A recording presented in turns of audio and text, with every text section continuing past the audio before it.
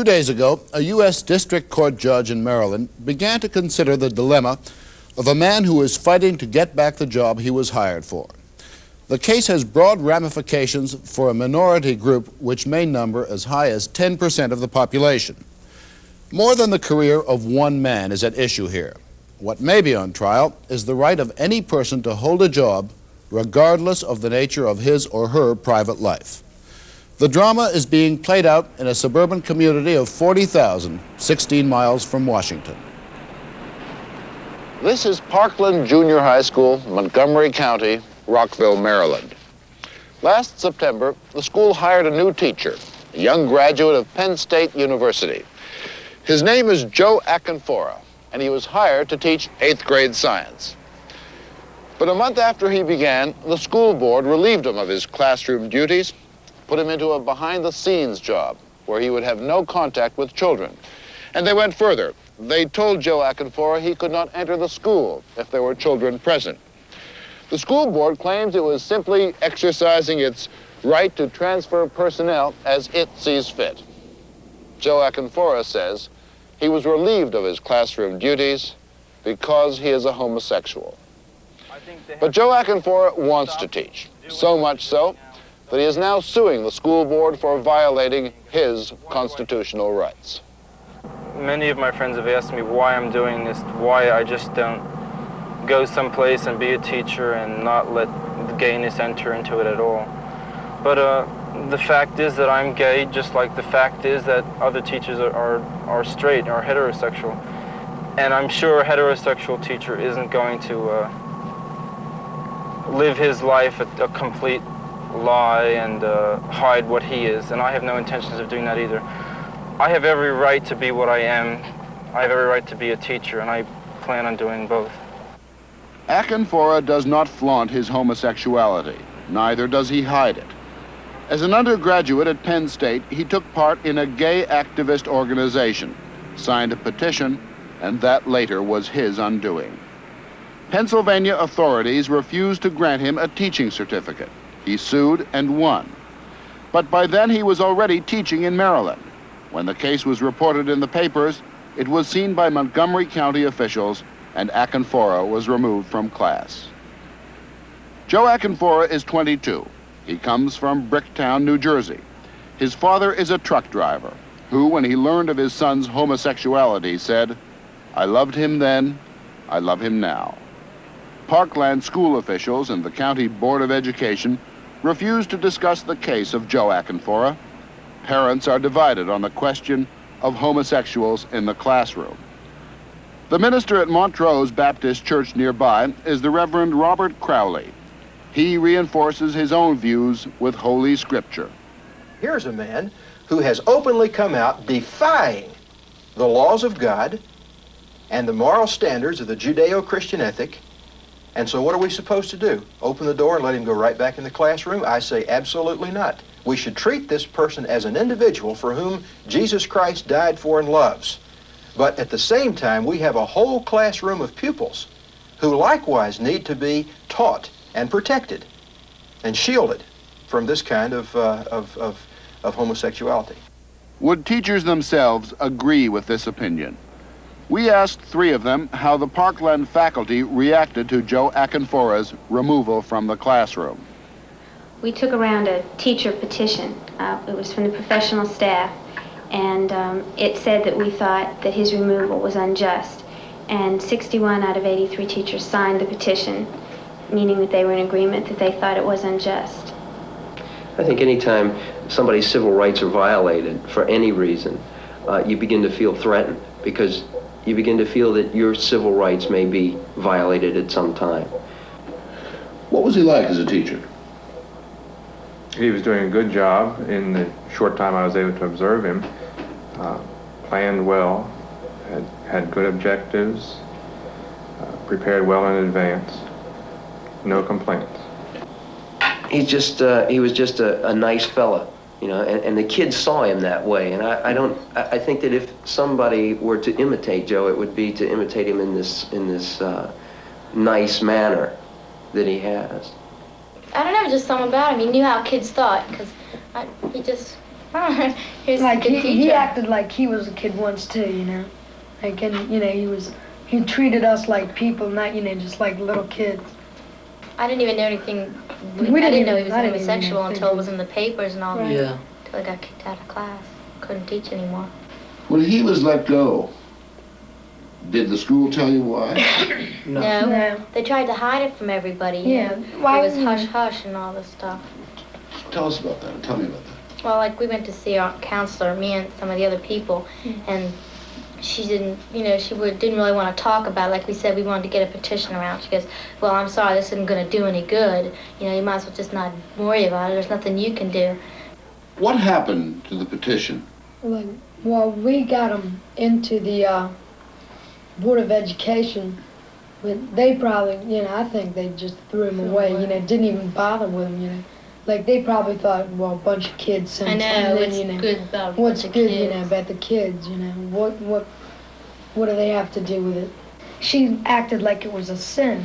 My mom, she can't really understand, and I feel the same way. Why they should pull a guy out of the school from teaching. And he told me once that he really liked to teach, because that's the time I stayed after school too. He said, he really enjoyed teaching because this was really his first year in this new school.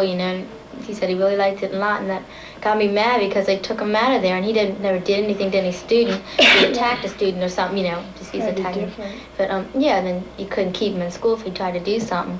But he didn't do anything, and he was really a good teacher, so I don't understand why they took him out. Dan, have your parents talked about it? Well, not very much, but, it's his own life. As long as he doesn't do anything to the students or anything like that, it's all right. Do you know what a homosexual is? Yes. Yes. Yes, I know. What? He likes the men rather than women. Is there a lot of sniggering and jokes about it? Well, there is a couple, but, but it's going to stop after a while. Mrs. Clara Lobham and Mrs. Sherry Pascal are the parents of daughters at Parkland School. They feel the school board's action was unjust.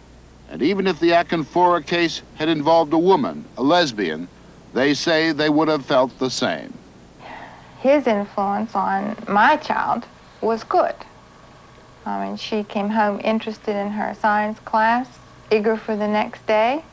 And to me, this is a teacher, and this is all that I look for in a teacher. I'm interested in a good teacher for the kids. And I saw every indication that he was exactly that. She really enjoyed him as a teacher and his class. His private life, I didn't know anything about it, and I didn't care. I don't care about the other teachers. I don't go make a check on all the teachers to see what they do after they leave school. I was sorry to see him dismissed. She seemed to be happy with her class. And I think it was pretty unfair. But what about the principle of a homosexual teaching your children? Does that bother you, the idea? It doesn't bother me, no. The reason it doesn't bother me is because there were no incidents at school. If there were incidents at school, it would bother me, but it would bother me if there were an incident with a teacher who wasn't homosexual as well. I don't see why a good teacher should not be allowed to teach. He likes it, he's good at it. We need good teachers. We probably have a lot of doctors, dentists, ministers, whatever, who are probably homosexuals too, but just haven't had to publicly admit it. And I don't think it's affected the good that they do in the areas that they've chosen to work. If I went to apply for a job myself, I'm sure they wouldn't ask me in detail what I do in the bedroom. And if they did, I wouldn't tell them. And I don't think it's anyone's business but his own. And for them to go into his private life and make a turmoil of his private life and have it affect his chosen profession is extremely unfair. Not all parents thought it was unfair. We talked to Elizabeth Crowley, who is a parent and a teacher, and to Henry Chang. Now, in this particular case, and I know a person who professed to be a homosexual as in a school where my children attend. There is a very good probability, a personal relationship is or has been established between this man and my child. This kind of relationship, as a parent, I don't think is desirable. Remember, children don't have a choice about whether they're going to school. They have to go to school. Therefore, it gives us a double responsibility, what we put in front of them. But I think that we are modeling behavior all the time by what we do as well as by what we say or teach in the classroom. And I think that there are definite overtones that children will catch, yes, particularly children of today. There is an intimate relationship in a classroom, surely. Yeah. Very close relationship. Isn't there a sort of a sexual trap already there in school that gets complicated when a homosexual factor is introduced to it? I really think that if the personality is strong enough, which Joe has, that the person can get out of this type of a trap, so to speak, by simply walking away from it and not saying anything more about it. And this is the type of person Joe is. He doesn't try to sway anybody's views or swing anybody over to homosexualism. The school officials refused, on advice of counsel, to accept a number of invitations by 60 Minutes to discuss the case.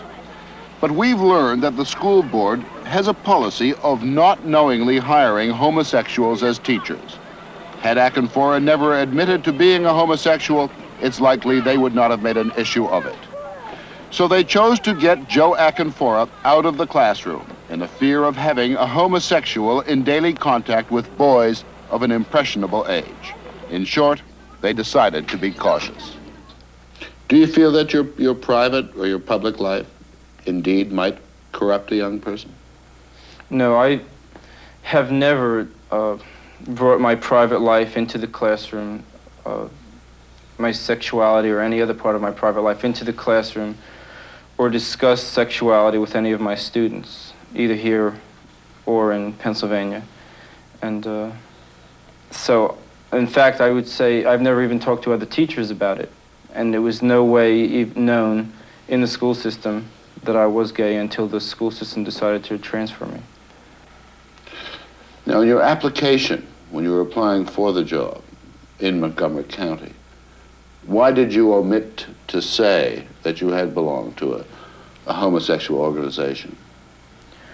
I put down those things on my application which I thought were relevant to my capacity to be a teacher, to show my effectiveness as a teacher in the classroom, and I didn't consider that relevant to my teaching abilities in the classroom, just as I omitted many other things, that I was a registered Democrat, that I was a member of the swim team. I just put down those things which were relevant to my teaching abilities. So you're not flaunting something in this whole affair, in this legal case? No, I never have. I never went out of my way to say, here I am a homosexual, what are you going to do with me? But I've never gone out of my way to hide it either. It's just, I'm living what I am, and people are dealing with it. Now, I would not want to have a teacher in the classroom in our community as one whom God has given up, and a man who has outwardly and openly avowed his homosexuality is one who is living under the condemnation of God. Now, the Bible gets even more specific. These men deliberately forfeited the truth of God and accepted a lie. God therefore handed them over to disgraceful passions, men with men performing these shameful horrors, receiving, of course, in their own personalities the consequences of sexual perversity. Now, if a man is perverse, he cannot be a teacher in a classroom and not show forth that perverseness. I have to be honest with myself, and other people can live a separate life, live a dual life, hiding from everyone the fact that they're gay. But that's just, I think, is playing a game, and I don't know how healthy that is. On Friday, Joe Acanfora appeared in the U.S. District Court for the District of Maryland. There he asked for a preliminary injunction against the Board of Education so that he could be put back in the classroom until his case could be tried. The Board of Education asked that Acanfora's suit against them be dismissed. The judge denied Acanfora's plea for immediate reinstatement, but also refused to dismiss the case. It is scheduled to be heard in its entirety on the 26th of March, 30 days from now.